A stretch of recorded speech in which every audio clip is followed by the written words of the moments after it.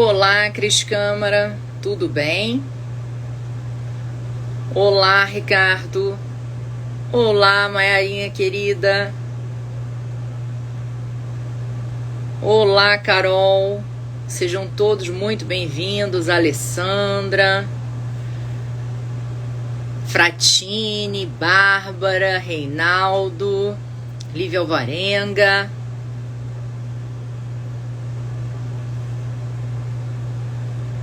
Felnóbrega tá aqui todos os dias. Obrigada pela presença constante aí na nossa Semana da Mulher Tributarista. Oi, Bárbara, tudo bem, minha querida?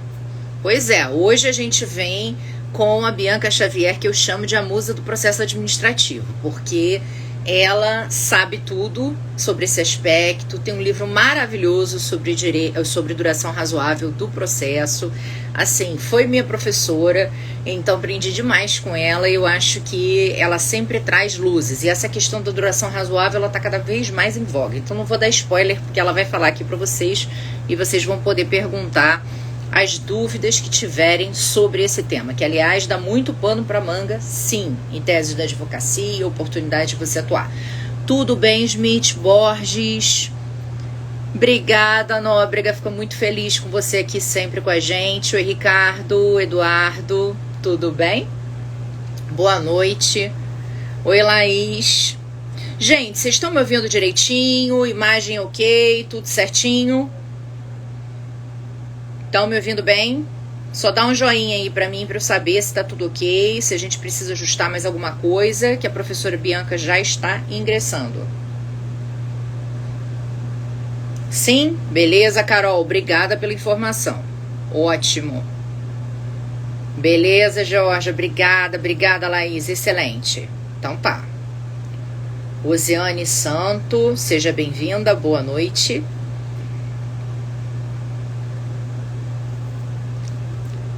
Obrigada, Ricardo. Não, a gente tem que fazer esses ajustes básicos, né, gente? E aí, o que vocês estão achando? O Nóbrega falou que tá adorando a Semana da Mulher Tributarista. Quero saber a opinião de vocês, o que vocês têm achado desses dias. Oi, Aninha! Aninha entrou, boa noite. Tudo bem, minha querida? Bom te ter aqui também. Bom, gente, espera aí, deixa eu já aproveitar. Chamar aqui a Bianca. Obrigada, Eduardo, que bom. Oi, Bianca, tudo bem, minha querida? Oi, boa noite, Micaela. Boa noite, Cris, Ana, Eduardo. Ai, que maravilha, que legal estar aqui. Obrigada pela oportunidade, viu? Boa noite a todos e todas. Não, gente, eu aqui tenho que agradecer por você ter conseguido um horário na sua agenda para estar aqui com a gente, né? Eu falei para eles aqui que eu acho você assim a nossa musa do processo administrativo tributário, a pessoa que já me ensinou o processo administrativo tributário, que sabe tudo sobre esse assunto, que tem um livro sensacional intitulado com o nome da live de hoje, que é Duração Razoável do Processo. Aliás, o seu livro me deu ideia de várias coisas. Então, assim, antes de mais nada, eu queria, já tá dizendo aqui, ó, Maral Lopes, ó, Maraju Lopes já disse que você é a musa do tributário. Olha aí, ó. Beijo, beijo. Bom, gente, vou apresentar por uma questão de formalidade, porque Bianca é mais do que renomada, né? Mas vamos lá, Bianca é doutora em Direito Tributário, advogada, professora, coordenadora de cursos da FGV, do CEPED UERJ, de ótimas pós-graduações da aula em tudo quanto é canto, não sei como que ela arranja tempo para fazer isso, escrever livro, publicar artigo. Mas ela está aqui viva falando com a gente na live. Bom, e não tendo mais delongas, já ó, Castelo Branco aqui já está dizendo nossa musa. Então, todo mundo Beijo. já hashtag Bianca Musa Processo Tributário. Beleza. Olha só, Bianca, para não perdermos mais tempo, vamos falar do tema da nossa live de hoje, duração razoável do processo, que eu acho que o que te inspirou foi justamente a inclusão daquele inciso, né? 78 no artigo 5º, o que aquele diabo dá pra gente, da onde que a gente pode tirar razoável duração do processo. Então, fala um pouco pra gente se tem algum prazo, como é que a gente pode fazer com que o órgão, a administração pública, processe uma impugnação, julgue um recurso? Então, vamos lá, né? Primeiro agradecer e também dizer que é muito bom estar, né, nesse espaço aqui criado por duas mulheres incríveis, né? Micaela e Tati. Então, veja, a gente se sente feliz de estar participando e saber que existe esse espaço e que vocês cuidam com tanto carinho, né? A gente sabe que dá trabalho montar isso, chamar as pessoas. Então, também obrigada por você dedicar esse tempo ao direito tributário e proporcionar aí esses bate-papos aí tão interessantes. E aí, o bate-papo de hoje, né? Vocês me chamaram para falar de algo que eu amo, né? Que é falar de duração razoável do processo. E por que isso, né? De onde é que, né? Como é que a gente tem hoje, né? Para a gente iniciar aqui, né? Para que todo mundo aqui, né, fique na mesma página, né? A grande discussão, né? Ela vem, claro, a gente tem Pacto de São José da Costa Rica, que fala que o processo tem que ser rápido, né? A gente vem desde tratados internacionais, mas a gente não tinha na Constituição, né, esse princípio tão bem explicitado. E aí vem, né, com a emenda 45, traz lá o inciso no artigo 5º da Constituição e tá lá, processo administrativo e judicial. Judicial, acho que mais ou menos todo mundo tinha isso já bem enraizado, mas o administrativo também deve seguir esse princípio, que é da duração razoável. Então, a gente pode ir desde lá do Pacto de São José da Costa Rica, passar pela Constituição Federal, só que é aquela história, né, gente? É muito importante, a gente sabe, né? Tem uma máxima de Rui Barbosa, né? Que justiça tardia é injustiça qualificada. Não é verdade? Essa frase é muito conhecida, muito divulgada, e a gente sente isso na pele. Então, a pergunta é: ok, eu tenho um tratado, eu tenho hoje na Constituição Federal, mas e aí? Eu, como contribuinte, como é que eu faço valer isso? Como é que isso é na prática? Como utilizar esse princípio no dia a dia daquele contribuinte? E aí, né, na esfera federal, a gente teve aí um grande avanço, né, com a lei da superreceita, né, 11.457. A lei 11.457 de 2007 trouxe lá no artigo 24, né, expressamente, né, essa previsão, ou seja, prestem atenção, nos processos federais administrativos, a gente tem uma lei federal que diz que os processos têm que ser julgados, ou melhor, os recursos e impugnações, em 360 dias do protocolo. Então, vejam, eu tenho um princípio abstrato, né? O que é duração, o que é razoável, mas eu tenho uma norma que vai dar efetividade a esse conteúdo, né, abstrato. E é até engraçado, né? Porque quando eu estou em sala de aula falando sobre isso, eu vejo que tem aí vários ex-alunos meus, eu antes até de começar essa discussão, eu falo, o que é razoável, né? Razoável é um termo completamente genérico, né? Para quem está, né, no dentista, 5 minutos é um horror, né? Agora, quem está na praia, 5 minutos passa voando, né? Então, essa sensação de tempo, ela é muito volátil, dependendo do que você está, né? O que você está vivenciando. Então, é muito complicado quando eu tenho um princípio constitucional que é tão aberto, né? Tem que ser rápido, né? O processo tem que ser rápido. O que é ser rápido? O que é uma duração razoável? E hoje, o nosso ponto de partida aqui da discussão, do bate-papo, é isso. Eu tenho uma norma federal, que é a Lei 11.457, que dá um prazo inicial e um prazo final. Então, eu sei como contribuinte que passados 360 dias, bota no Outlook, né? Você tem lá termo inicial e termo final, eu tenho direito subjetivo de ter um pronunciamento da Receita Federal sobre meu processo, sobre meu pedido, né? O CARF também, ou seja, todos os órgãos, né, federais.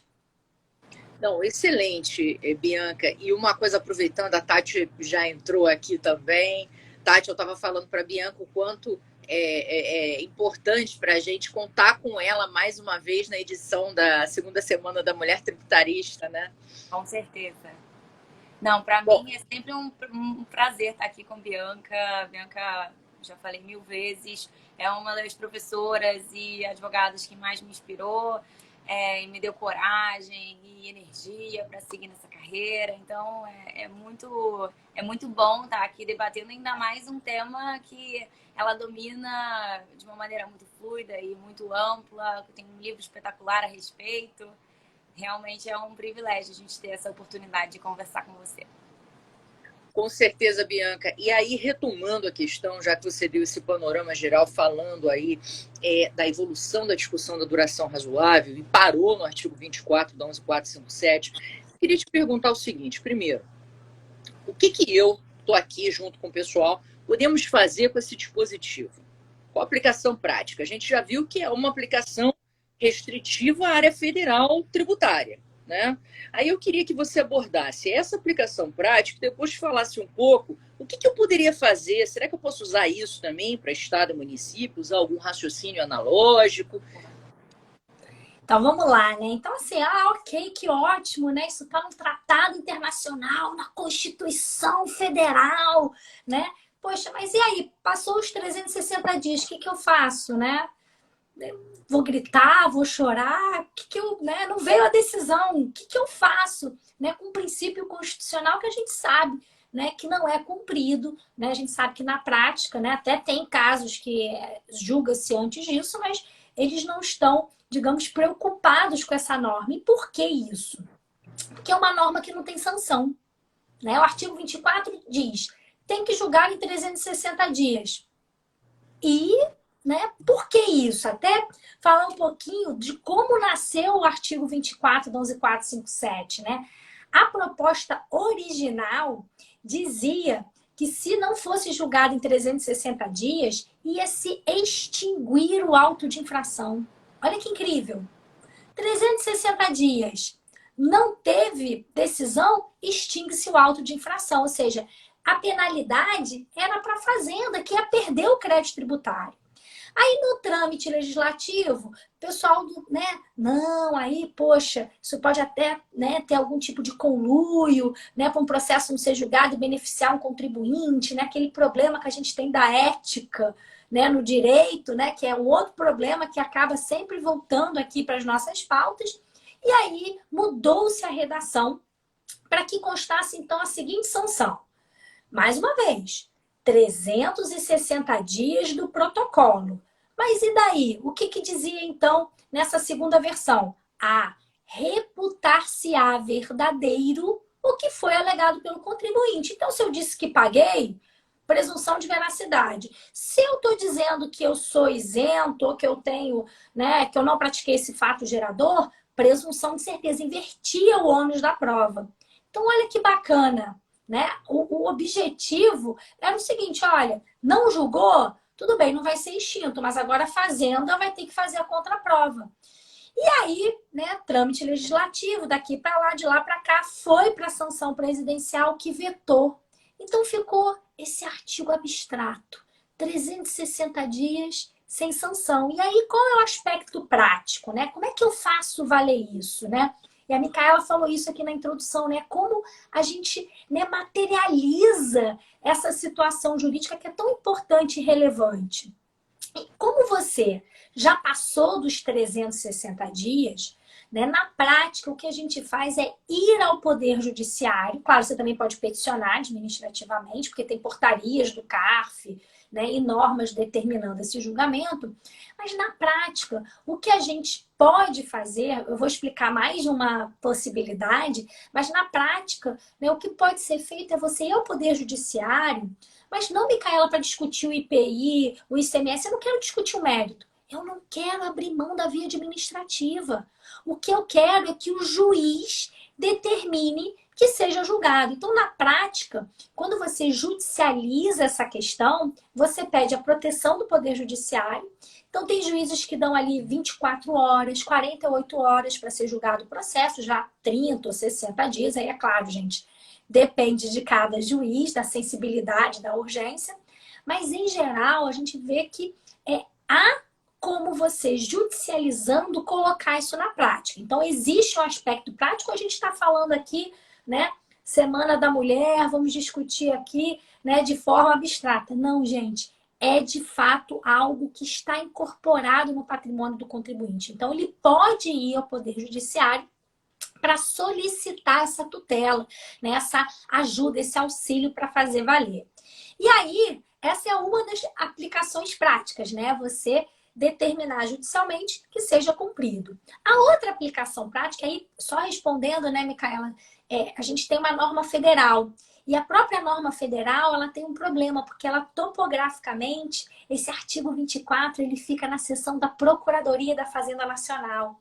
Então, a época que veio esse artigo, eu lembro muito bem de eu falar, ai, gente, não vai adiantar nada, porque que processo que a gente tem na Procuradoria? Hoje em dia, o PRDI, né?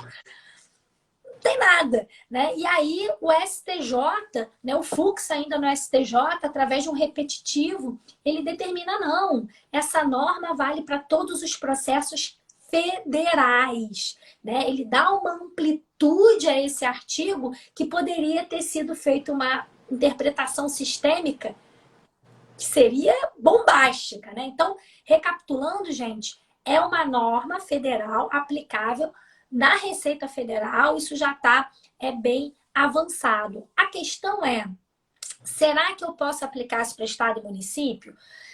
Eu entendo o seguinte, é discutível, tá?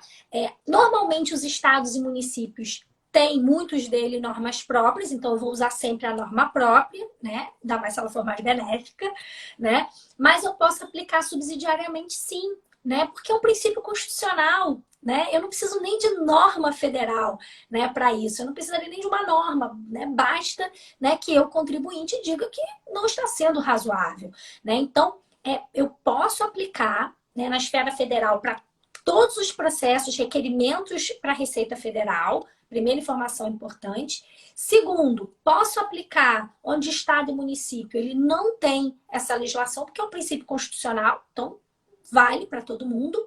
E como fazer valer? Mais uma vez, gente, infelizmente, a primeira opção é judicializando. Então, você vai lá e pede ao Poder Judiciário que o juiz determine. Então, quem aí acompanha a CARF, por exemplo, é muito comum quando começa a sessão eles falarem assim, olha, gente, a gente precisa julgar tal processo. Você fala, poxa, não precisa julgar o meu? É porque aqueles de lá têm liminares que já estão determinando que tem que julgar naquele dia, que não pode esperar mais. Então, não é um princípio abstrato. A gente não está falando aqui de um eclipse solar, né? De algo que é intangível aqui. A gente está falando de algo que, sim, entra na esfera. Eu consigo fazer valer isso através, infelizmente, do Poder Judiciário. Bianca, eu vou até aqui pegar o gancho da menção à jurisprudência, a gente buscar, na jurisprudência não, no Poder Judiciário, a gente buscar uma solução no Poder Judiciário, inclusive com essa sua menção já, de que existem liminares que referendam esse direito do contribuinte, na medida em que nós temos uma via, ainda que não a mais fácil, mas a mais custosa, de fazer materializado esse direito. Eu ficava aqui pensando em que medida a súmula do CARF, a súmula 11, que veda a prescrição intercorrente, a verificação de prescrição intercorrente, se mantém rígida, se ela faz sentido dentro desse contexto em que o direito do contribuinte de ter um prazo atendido vigora. O que você acha? Você acha que é contraditório? Se essa súmula está superada? Se ela não faz sentido? Faz sentido? Então, na verdade, né, não era para a gente ter nem essa prescrição intercorrente, porque era para ser julgado em 360 dias. Verdade. Né? Se isso acontecesse na prática, a súmula não deveria existir. Mas uma coisa é a legislação, outra coisa é o mundo dos fatos. Né? Então, qual é a discussão hoje? E lembrando que tem precedentes aqui no Tribunal de Justiça, por exemplo, do Rio, que inclusive, muitos já foram superados, né? Tem um, inclusive, específico, né? Que foi um processo de 8 anos, que foi reconhecida a prescrição intercorrente. Falou, olha, o processo ficou mais de 8 anos, né? O processo administrativo, e foi reconhecido. Esse precedente supercitado, ele já foi, inclusive, né, revogado, mas está lá porque houve um fundamento jurídico ali e se reconheceu algo que durante décadas não se falava, mas virou um tabu, né, Tati? Um tabu, prescrição intercorrente em processo administrativo, se você alega isso, nossa, que mico, não existe, não pode, né? é um tabu. E, na verdade, acho que a gente tem que rediscutir isso, né? E aí, quando eu estudei esse tema, Tati, achei tão interessante, por exemplo, o professor Marco Aurélio Greco, ele fala assim, tá bom, não vamos falar de prescrição porque não é execução fiscal. Então, vamos falar de perempção? Então, vamos mudar de nome. Né? Se o problema qual é a base do STJ para dizer que não existe prescrição intercorrente no processo administrativo? É que prescrição é para execução, eu não estou executando. Então, tá bom, meu amigo, vamos chamar de perempção?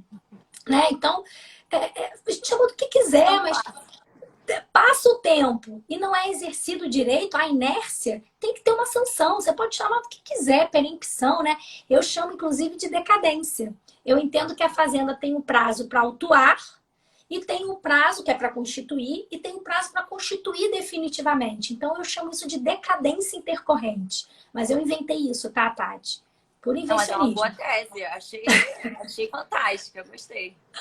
Né? Porque se o problema é a prescrição que não acontece porque não tem execução, e a própria STJ diz que não há decadência porque lançou, mas tem que ter um prazo para lançar definitivamente isso. E, portanto, na minha humilde opinião, né, a gente tem que falar assim, né, que tem que ter um prazo, né? Isso a gente está dentro de mais uma vez, de um pacto, né, de tratados internacionais, né? Tem até um precedente, Tati e Micaela, que eu pesquisei muito na Corte de Direitos Humanos, tributário, porque a gente fala em Corte de Direitos Humanos, né? A gente parece que está falando lá de maus tratos, caso Daniel Ximenes, que é conhecido, não, direito tributário.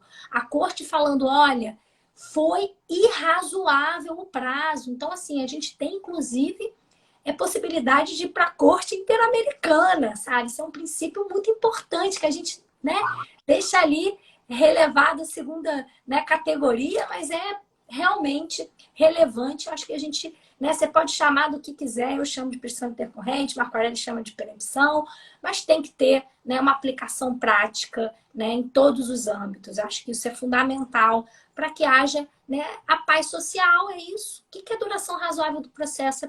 Não é possível que o contribuinte fique 20, 30 anos com a faca no pescoço, né? Exatamente. Eu vejo também, e aí era um outro contraponto, né? Além da questão referente à decadência recorrente, que você defende, inclusive, no livro, aliás, o livro dela tem um precedente também dessa Corte Internacional de Direitos Humanos. Eu achei maneiríssima essa pesquisa que você fez, porque eu jamais imaginaria que teria um precedente dessa seara na Corte. Mas vamos pensar o seguinte, o STJ teve esse primeiro precedente do Fux, que definiu que realmente após 360 dias a gente teria configurado a mora da administração. Depois teve uma outra decisão que eu achei bastante interessante com relação à questão do pedido administrativo que se fez para reconhecimento de créditos escriturais, onde, se esse pedido demorasse mais de 360 dias, se entenderia que seria devida à atualização monetária, que tem aquele tabu de que a gente não faz atualização monetária em créditos escriturais, mas ela contaria a partir daquele dado momento.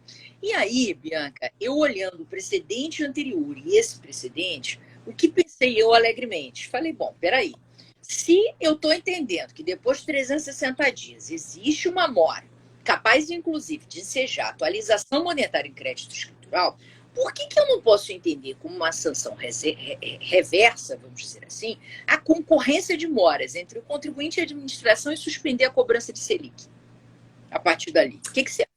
Excelente, excelente. O que eu vejo na prática, né? Como vocês podem ver, eu sou apaixonada pela tese, né? E sempre que eu vejo uma situação de um cliente meu que está passando por isso, eu falo, gente, vamos, né, protocolizar, vamos para duração razoável do processo. E o que eu vejo na prática, Micaela e Tati, todo mundo que está aí ouvindo, né? O que acaba acontecendo é que o contribuinte fala assim, não, Bianca, sabe por quê? Você vai apressar esse processo e aí eu vou perder. É aquele imaginário do contribuinte de que a administração pública ela é pessoal e não impessoal, né? Já que mandou julgar, agora eu vou ferrar esse aí, apressadinho, vou ferrar esse apressadinho, né? Essa ideia de que né, a judicialização para que o processo corra vai gerar um indeferimento. O que, ao meu ver, é claro, pode ter 10% que vai ter esse tipo de postura. A administração pública ela tem que seguir uma ordem. Se chegou uma ordem do juiz que, ao invés de eu julgar o processo que estava aqui 1, é o processo 10, né, a meu ver, não consigo imaginar, né, lá o conselheiro do CARF, o auditor fiscal da DRJ, né, ficar chateado, né, de fazer esse tipo de procedimento, né? A Bárbara tá até aqui falando, né, que a gente fica com medo de fazer reclamação na ouvidoria, né? Eu não tenho esse tipo de medo, tá? Já digo para você, acho que faz parte, e também elogio. Quando vejo um funcionário que, poxa, foi eficiente, acho que a gente tem que bater e tem que dar beijinho, né? A gente tem que, né, dar o prêmio e também fazer a reclamação, concordo, né? E aí, eu justamente vejo na prática que a única vez que o contribuinte topa entrar nessa comigo, quando eu falo assim, é restituição. Quando é restituição, porque é dinheiro no bolso, e normalmente não tem muito o que discutir, né? Foi algo que ele pagou errado, a maior, não tem uma grande tese jurídica, né? O contribuinte entra nessa. Ele fala, ok, vou entrar, mas nos casos de, né, discussão, que tem muita, né? Quanta discussão tem, eu sinto um certo receio. E por que eu estou dizendo isso? Porque o que você acabou de expor para mim é a segunda parte prática desse princípio. A primeira é obrigar. Deu 360 dias, a Outlook apitou ali, vou lá no judiciário, mando julgar esse caso. Mando não, né? Peço para o juiz mandar que seja julgado, né, esse caso. Como os contribuintes não querem fazer isso, na prática eles deixam rolar, né? E quem está piorando, quem está sendo prejudicado com essa situação? É o próprio contribuinte, porque a fazenda, daqui a 10 anos, ela vai receber esse tributo com Selic. Então, você está aumentando o grau de endividamento do seu cliente, né? Ora, então, qual é a solução para isso? Quando a gente deságua, caso você perca, deságua no judiciário, o que tem que ser solicitado, ao meu ver, eu acho essa tese extremamente bem construída, é você falar o seguinte, olha, até 360 dias você vai me cobrar a Selic porque eu estava em mora com o fisco, né? Eu fiquei sem pagar o tributo. Passou os 360 dias, a mora recíproca, né? Eu, de fato, estou sem pagar o tributo, mas você, né, fazenda, está causando um aumento dessa minha dívida. Então, a mora recíproca.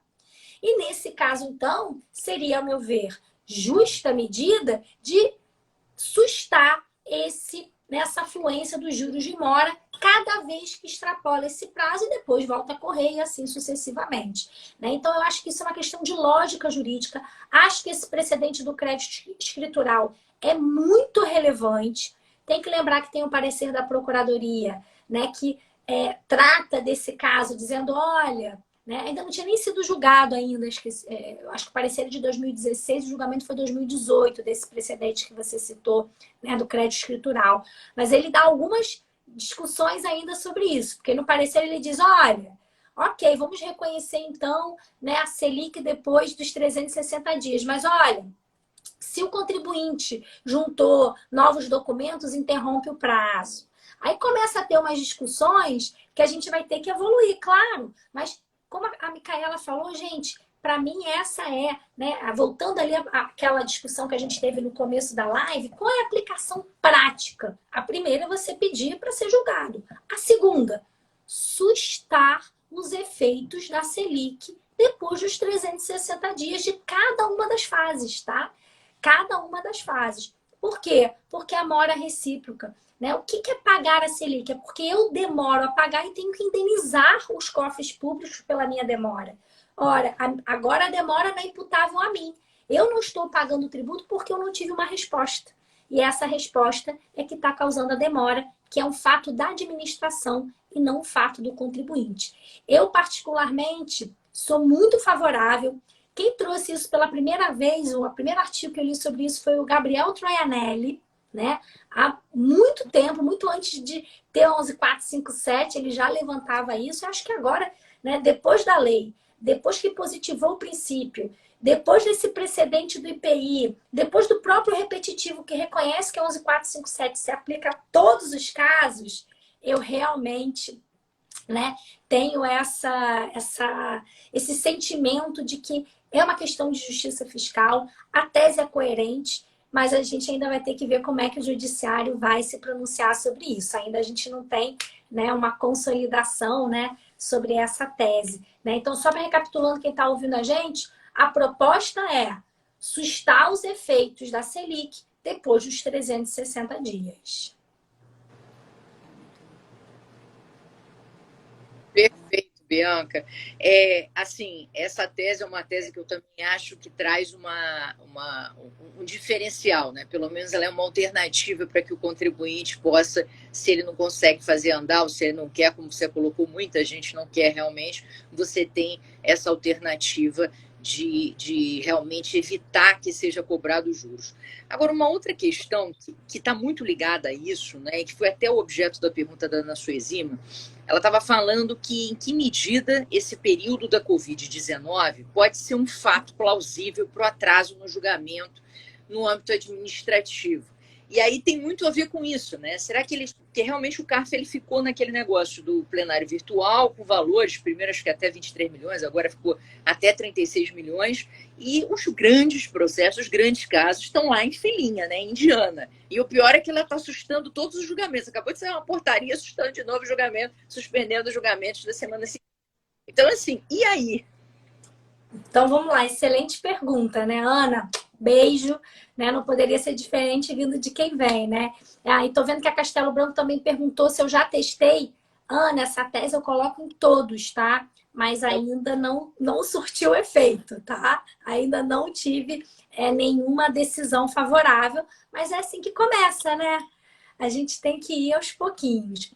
Mas em relação ao Covid, sem dúvida, né, a gente tem inclusive portarias, né, suspendendo os prazos da Fazenda, né? Então, é uma discussão possível que a Fazenda pode ter em termos de postura, mas vejam, uma coisa é a Covid, que realmente a gente pode discutir que é um contexto diferenciado.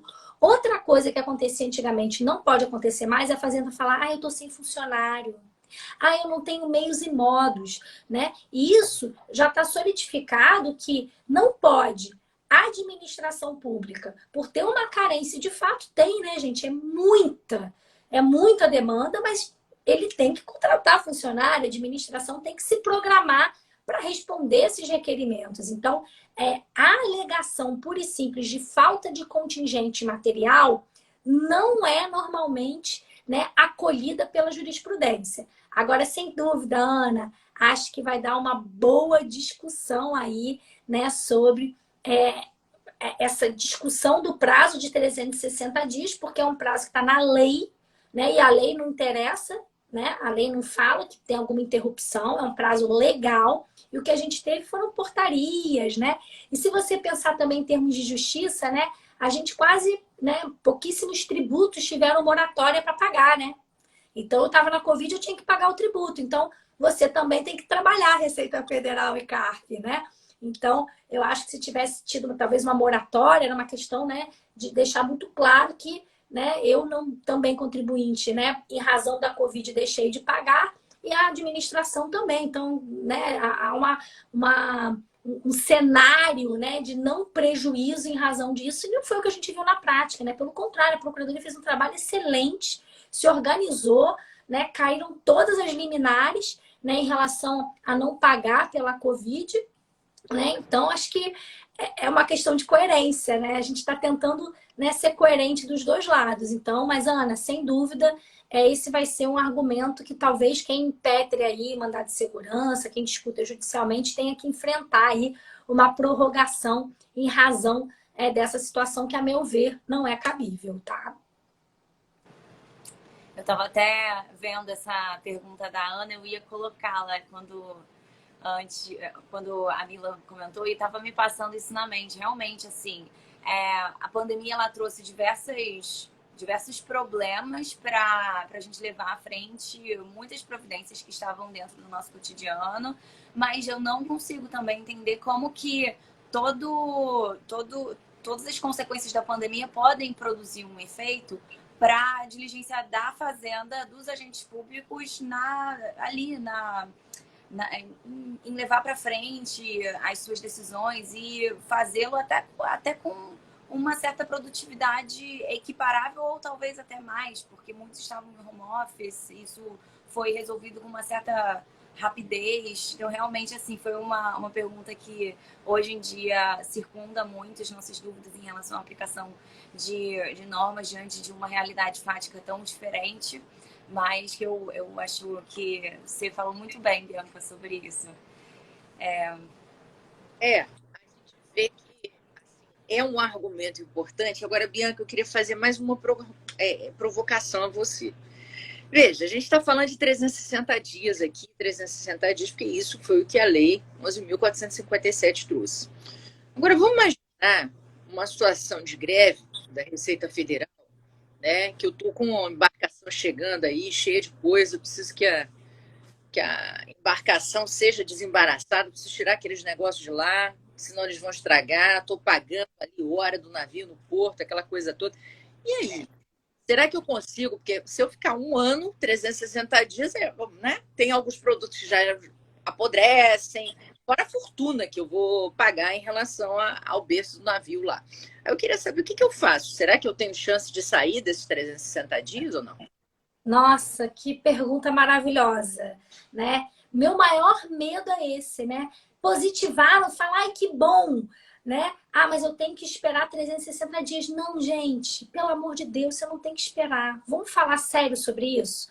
Qual é o efeito da lei? A lei diz o seguinte, passou 360 dias, você não precisa provar que teve prejuízo. Você não precisa provar que teve complexidade da causa. Gente, 360 dias, o processo se torna objetivo. Você fala o seguinte, ó, aqui está o protocolo, aqui está o calendário, 360 dias, pronto, eu tenho direito. Então, a lei, ela simplesmente tornou mais fácil e objetiva a discussão sobre o que é lesão, o que é duração razoável ou não. Por que eu estou dizendo isso? No caso que você citou, né, isso é muito comum. Imagina, tem, né, aluguel de embarcação que você tem sobre a estadia. Tem caso de sonda que você tem lá aluguel por dia também, que é uma fortuna, né? Às vezes você está abrindo a sua empresa, você precisa de um benefício fiscal, né, alguma equiparação, algum registro específico. Ora, não é razoável, olha o nome, razoável, que você espere 360 dias para abrir a sua empresa. 360 dias para você poder ter um benefício. Ou seja, o que eu estou querendo dizer com isso? Se no seu caso concreto não é razoável em 30, em 2 dias que seja, a única diferença é que você vai ter que provar, né? Depois dos 360 dias, você não precisa provar nada, né? Antes dos 360, aí você vai ter que explicar qual é o dano, você vai ter que explicar qual é a complexidade, se você demonstrou ou não toda documentação. Aí começa a ter essa discussão da postura das partes, né? Que é o que a gente discute no processo civil, em outros ramos que não tem positivação sobre isso, né? Então, excelente pergunta. O meu medo é que tem um repetitivo do STJ, né? Meu medo é a aplicação, né, absolutamente restrita. Dizer, ah, não, olha só, o repetitivo disse que é 360 dias. Não, ele disse que depois de 360 dias é automático, não tem o que provar prejuízo. O prejuízo é automático, é evidente, né? Mas antes disso, Micaela, né, o princípio é constitucional. Eu não posso interpretar um princípio constitucional à luz de uma norma federal, né? Se a norma federal botou 360, ele é prazo mínimo, né? É prazo máximo, né? Não é prazo mínimo. Então, o máximo que ele pode julgar é 360, mas no caso concreto, se o contribuinte comprovar que é prejuízo, que ou pela complexidade da causa, ou pela necessidade que tem que ser julgado, ele tem, a meu ver, a Constituição Federal ao seu favor. A gente não pode interpretar, né, uma norma constitucional aos olhos da lei federal. Não é para restringir, é pelo contrário, a gente tem que ampliar, né, essa discussão. Perfeito, excelente. Tati, a gente estava falando outro dia, né, sobre a questão de como é difícil, às vezes, a gente mensurar os impactos do processo administrativo. Muita gente, às vezes, também não quer atuar na esfera administrativa, pensando em que pode gerar um precedente negativo antes de judicializar. E aí muita gente decide já automaticamente fazer a judicialização. E muito se alega também, para isso, justamente o argumento de que se demora muito no âmbito administrativo, né? Às vezes demora muito. Então, eu acho que é interessante, Bianca, que esse argumento que você está trazendo para a gente quebra completamente essa visão de que demora muito. A gente já tem uma regra que claramente hoje, assim, pelo menos, é você impetrar o mandado de segurança e ganhar a liminar, é o tipo da ação que você vai ganhar, né? E você consegue fazer o seu processo ser destravado. A grande questão é estratégica, né? Porque existem alguns pontos hoje, principalmente no âmbito do CARF, que geram uma complexidade maior. Exemplo, o voto de qualidade, né? A gente sabe que o voto de qualidade caiu e também uma das justificativas, aí voltando para a narrativa da Ana Suezima, uma das justificativas para você não julgar processos grandes é a Covid, mas a justificativa efetiva é a queda do voto de qualidade, porque muitas das questões que estavam sendo julgadas pelo CARF, elas acabavam sendo perdidas pelo contribuinte por voto de qualidade. E aí, Bianca, eu confesso que eu às vezes fico numa dúvida cruel. Por quê? Tá tudo parado, eu tenho a possibilidade de impetrar mandado de segurança e dizer, olha, tá mais de 360 dias. A gente sabe disso, né? Tem mais de 2 anos aí tramitando as coisas. Mas, ao mesmo tempo, se você consegue que a coisa ande, você pode ter uma decisão que amanhã seja alterada em razão da gente ter a questão do voto de qualidade a ser julgada pelo Supremo, que estava numa situação relativamente favorável ao contribuinte, mas pediram o destaque e a parada vai ser rebobinada. Então, não sei até que ponto o que vai acontecer, né? O voto Marco Aurélio com certeza será ignorado, apesar do pedido dele de manutenção do voto, e vai se voltar ao julgamento alegremente. A gente sabe lá o voto do Barroso, que me gerou uma certa consternação. E aí eu queria saber de você, em termos de estratégia prática, como é que você está conduzindo isso? Porque é um risco grande, né? Assim, o ponto de vista estratégico, né? E Micaela é a musa do processo judicial, né? Então aqui você me ajude, né? Nesse caminho, né? É o seguinte, qual é o grande problema que eu vou falar para vocês, mas não é o que eu acho, tá? Mas é algo que vocês têm que pensar do ponto de vista prático, né? Ao meu ver, e a gente acabou de falar, passou os 360 dias, cabe mandado de segurança. Direito líquido e certo, não preciso provar, né? Antes eu tenho que provar, depois dos 360 dias não. E aí uma questão que já foi discutida no judiciário, graças a Deus poucos juízes levantam isso, então cuidado, não é que eu acredito que eu vou falar agora, não briguem comigo. Mas qual é o problema, o risco do mandado de segurança? Porque há quem diga que você tem que impetrar o mandado de segurança nos 360 dias, 120 dias depois dos 360. Então, a gente teria uma restrição da estratégia do ponto de vista processual, porque você tem a decadência. Então, é algo, ao meu ver, que não se sustenta. Por quê? Porque se o mandado de segurança tem que ser impetrado, né, de acordo com a lesão, da data da lesão, como aqui, cada dia que a fazenda deixa de julgar, a lesão ela se repete. Então, eu tenho sempre 120 dias. Né? Então, não existe prazo nesse caso, porque é um ato omissivo administrativo. Então, essa é a minha opinião, mas do ponto de vista estratégico, processual, a gente tem essa questão que a gente tem que ficar, né, ressabiado. Então, talvez seja melhor uma ação de obrigação de fazer, né, ir por um caminho da ordinária, né, por essa questão da decadência, se tiver passado 120. Se estiver dentro dos 120, né, tá lá no 30º, 71º, não tem essa discussão. Mas, além disso, tem essa discussão que a gente teve também aqui, que o contribuinte fica meio, né, incomodado, né, de ajuizar, né, de impetrar o mandado de segurança e ser negativo, que eu já falei que particularmente eu não concordo com essa visão.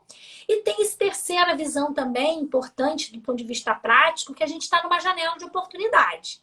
Né? Você pensar, eu quero que meu processo seja julgado hoje. O que vai acontecer? Se vão modular, não vão modular? Hoje eu tenho maioria de vários assuntos que a gente não sabe o que vai acontecer. Então, será que não é o contrário? Será que não é agora a hora da gente, né, aproveitar essa janela que a gente não sabe o que vai acontecer para ser julgado agora?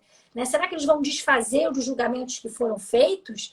Né? Ou será que vai se respeitar o ato jurídico perfeito? Né? Então, talvez eu pense o contrário. Micaela nunca foi tão oportuno, enquanto ele vai existir, a gente não sabe por quanto tempo, né? De você que tem uma situação que você sabe que é empate, é um caso que, né, no desempate você perderia. Será que não é o momento agora? Passou os 360 dias, eles estão tirando de pauta, não é o momento da gente colocar isso na pauta?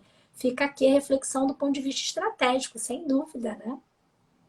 Excelente, porque realmente é algo que eu conversando com muita gente, as pessoas falavam, não, mas já está assim, a gente teve o voto Marco Aurélio, a gente teve o voto do Luiz Roberto Barroso, está no plenário virtual, todo mundo achava que a coisa ia ser decidida.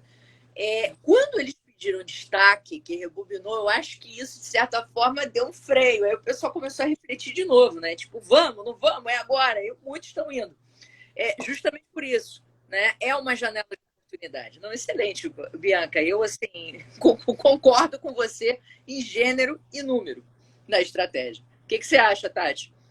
Não, eu também. Eu acho que ficar esperando o que vai acontecer no âmbito da ADI é um lapso dispensável, considerando que existe uma situação jurídica estabelecida. E, no momento, ela é favorável para aqueles que estão caminhando no sentido do CARF. E isso favorável a depender da matéria que está sendo discutida. Muitas matérias acabavam sendo mortas pelo voto de qualidade, e hoje em dia a vantagem está para o outro lado, no desempate para o contribuinte. Então, realmente me vem a percepção de que é um momento de se aproveitar dessa situação estabelecida. Mas até jogo o pitaco que eu acho que essa alteração legislativa vai se consolidar constitucional, pelo menos eu estou imaginando que sim. Então, seriam resultados que teriam rigidez no ponto de vista temporal também. Assim, eu confesso, né, que eu tenho várias paixões no direito tributário, né? Quem tá aí me conhece sabe que toda live que eu faço, eu adoro coisa julgada, eu adoro IPI, eu adoro IPVA, gente. Eu sou uma pessoa apaixonada. Mas, assim, 2 temas eu me dediquei muito. O primeiro é que a gente está falando aqui, né, a questão da duração razoável do processo. E o segundo, eu nunca imaginei, né, que nesse cenário de voto de qualidade fosse surgir a minha tese de doutorado, que é justamente a questão da ação anulatória contra as decisões do CARF. Então, o que está acontecendo nessa discussão, né, de voto de qualidade? Né? Ressurge a discussão se realmente vai ou não vai ter ação anulatória. Então, o que vai acontecer aqui, né, é você correr para esse julgamento, né, se é que o voto do Barroso vai ser, né, vencedor. Então, o que eu acho que na prática vai poder... A gente vai voltar aqui numa live no futuro para discutir, né? O contribuinte vai correr para impetrar esse mandado de segurança, vai ganhar nesse voto de qualidade, e aí vai vir uma ação anulatória e a gente vai discutir tudo no judiciário de novo, né? Aproveitando, você já se ofereceu para fazer live sobre isso, então depois a gente vai te chamar para fazer uma live sobre isso, porque eu tenho perguntas a respeito. Eu tenho milhares. A única coisa que eu queria fazer de observação é a seguinte: pelo menos, Bianca, a gente sabe que nessa segunda versão a gente não vai precisar oferecer garantia, né? O ônus passa ser que muda completamente a estrutura do contencioso. Exatamente, né? A Ana tá falando aqui, né? Voltaremos ao judiciário, mas pelo menos é isso, né, Micaela? Assim, de fato, a gente vai ter a gente teve um avanço, que é não ter mais o voto de qualidade, aí a gente vai ter um retrocesso. Gente, ação anulatória, que vai ser uma live, né, Tati, no futuro, né, eu fiz uma grande pesquisa, a gente teve uma passagem na história, tá, que não foi nem ação anulatória, foram ações populares, e nem pela fazenda, foi para um particular, depois é outro papo aí para a gente discutir, mas assim, nunca foi uma prática. Então, a gente vai ter como resposta ao voto de qualidade uma situação que a gente nunca viveu aqui no nosso contencioso administrativo. Então, você vê, né, que um assunto vai puxando o outro. A gente está falando de duração razoável, que vai cair no voto de qualidade e que a gente vai cair numa judicialização, porque, de fato, né, para toda ação tem uma reação. Então, eu tenho também, ao contrário, a Tati é um pouco mais otimista, né? Eu acho que a gente vai ter aí um contra-ataque forte da Fazenda, porque realmente isso muda, o voto de qualidade muda bastante a estrutura. Eu não acho que a gente vai passar ileso, mas de fato acho que a gente vai ganhar pelo menos nessa questão, né, Micaela? Que a presunção é que a gente está certo, né? E, portanto, não há que se falar ali em garantia. Vamos ver o que a jurisprudência vai falar. Mas acho que isso já é um avanço, né, em termos de forma, né, e ônus de discussão para as partes. Exatamente. Agora, posso fazer uma última provocação? Deve. Queria muito saber o seguinte: qual é a tua opinião sobre a materialização desse princípio da duração razoável do processo no âmbito judicial? Porque a gente sabe que os juízes eles não têm o prazo próprio. Até eu vou lhe dizer que, pela experiência que eu tenho tido recentemente, eu acho que no primeiro grau as coisas até têm andado de uma forma muito razoável, tá? Agora, o que eu vejo, o limbo surge a partir do tribunal, né? A depender do tribunal, a coisa tá assim, eu tenho apelações que estão há 6 anos sem serem julgadas. A apelação está lá, dormindo, daqui a pouco vai criar raízes, está lá. Isso sem falar dos processos que dormem, né, no STJ, no STF, 10 anos, 15 anos. Então, como é que é isso, né? Porque o guardião, eu acho inclusive engraçado isso, Bianca e Tati, imaginar que o guardião da Constituição, que é o Supremo Tribunal Federal, ele tem processos que ele não julgou agora o da Princesa Isabel, ano passado. Então, você veja, né? Como? Não, de fato, e veja, né? O que a gente estipulou aqui no nosso bate-papo como, né, um aspecto prático? É você ir ao judiciário, para o judiciário dizer que o administrativo não está cumprindo, né? Então você vai lá e ganha. A gente viu que a jurisprudência nesse ponto é super, né, acolhedora, né? Então, de fato, assim, as decisões são favoráveis, né? Mandam, determinam o julgamento, agora eles não cumprem, né? Faça, como é que é? Faça o que eu digo, mas não faça o que eu faço, né? Então a gente fica aqui num paradoxo, né? Isso é um paradoxo que quem está fazendo valer o princípio não cumpre. Então, isso, assim, de fato, eu entendo que é aplicável também, né? A gente tem, inclusive, como eu falei aqui, alguns precedentes da Corte Interamericana, eu acho que isso tem que ser levado mais a sério, né?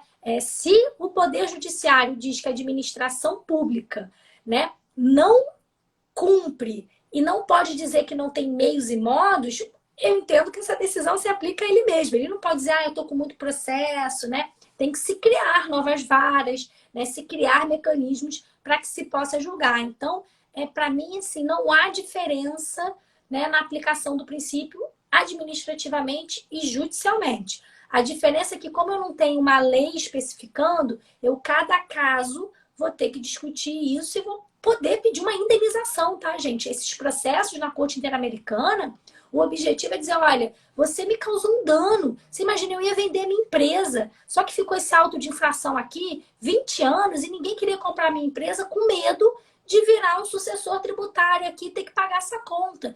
Então, acho que a gente não tem ainda no Brasil essa responsabilização dos atos do judiciário. A gente fica muito na situação, Receita Federal tem que seguir, tem aqui, né, o executivo ele tem que baixar aqui, né, beijar na mão do judiciário, mas o judiciário está sem controle, né? Então, por isso que me parece que justamente, né, essa possibilidade, olha, digo para vocês, esse precedente da Corte Interamericana, ela considerou o período de fiscalização para duração razoável.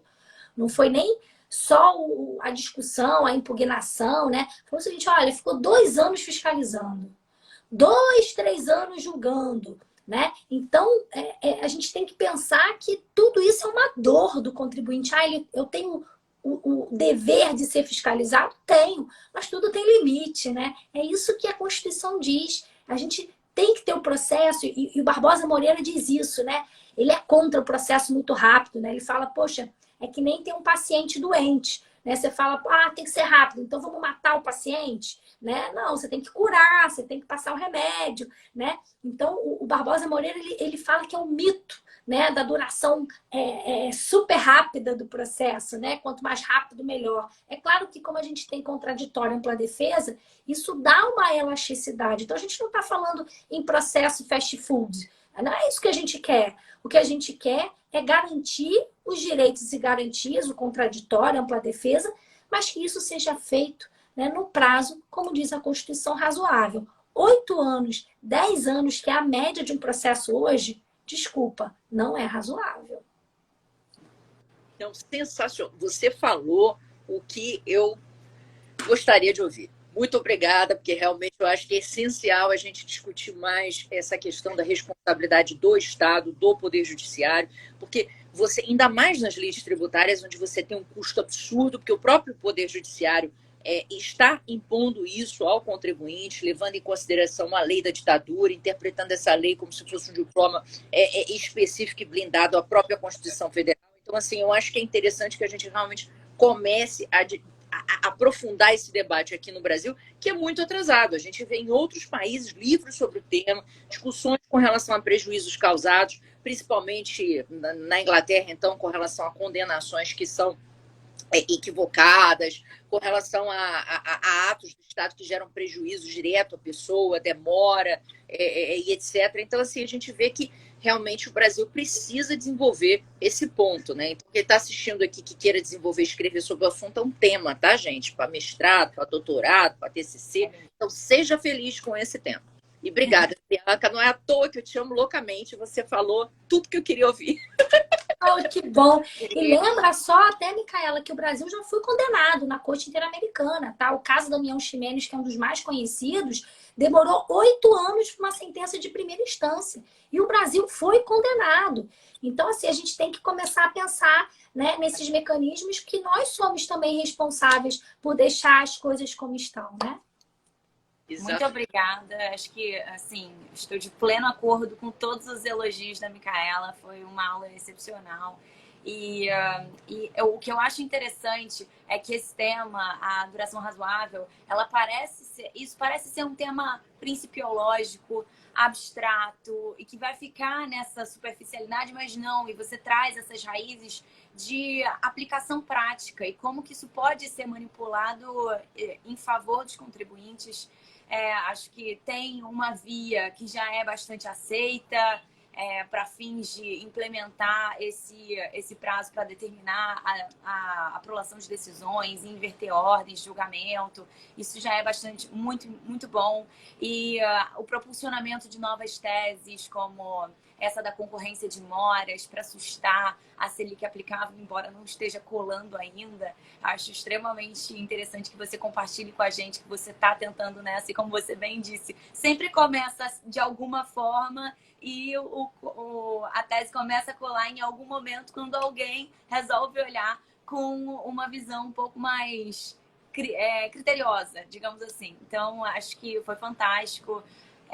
O tema é principiologicamente bonito e, na prática, ele é muito útil e relevante. Muito obrigada.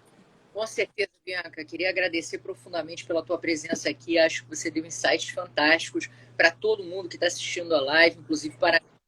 Então, assim, agradeço demais essa parceria que você tem aqui com a gente do Tributário em Jogo, e informo que a professora Bianca também é nossa professora, né? No curso que a gente vai estar lançando a segunda edição agora, Tributário em Ação, a professora Bianca está lá dando seus conhecimentos para nós e também cedendo um tempo para a gente, para discutir mais alguns temas. Então, gente, um beijo grande para vocês. Bianca, muito obrigada. Tati, um prazer ter você aqui com a gente. Essa live vai ficar gravada, então se você chegou no meio, pelo amor de Deus, para um tempo e assiste desde o início, que vale a pena. Obrigada, gente. Obrigada, adoro. Foi um prazer, tá? Continuem aí com esse projeto maravilhoso.